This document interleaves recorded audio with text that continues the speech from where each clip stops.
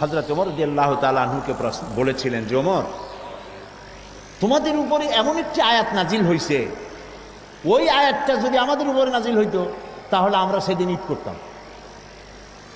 বুখারী মুসলিমের হাদিস। কথা শুনতেছেন আপনারা?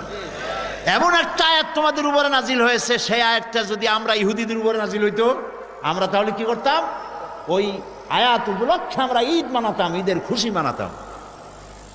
ওমর রাদিয়াল্লাহু তাআলা আনহু বলেন যে, আমার বিলক্ষণ মনে আছে সেই আয়াতটা কোথায় নাজিল হয়েছিল এবং নবী করিম সাল্লাল্লাহু আলাইহি সাল্লাম তখন কি করতেছিলেন, কোথায় অবস্থান করছিলেন এবং মাসের কত তারিখ ছিল, কোন মাসের কত তারিখ ছিল, আমার সব মনে আছে।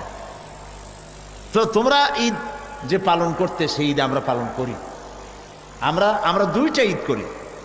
হযরত ওমর রাদিয়াল্লাহু তাআলা বলেন আমরা দুইটা ঈদ করি। একটা ঈদ তো করি